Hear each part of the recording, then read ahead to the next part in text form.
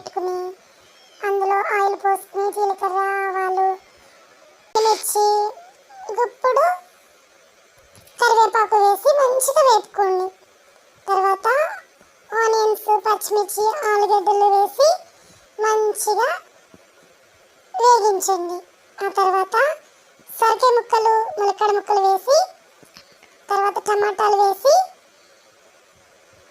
మంచిగా కలపండి.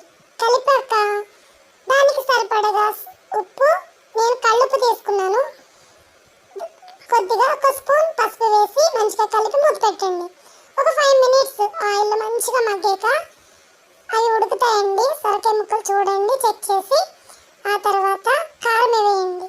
కారం వేసి మంచిగా కలిపి నేను ముందుగానే పప్పుని పేస్ట్ చేసి పెట్టుకున్నాను, కందిపప్పుని అది వేసేసాను.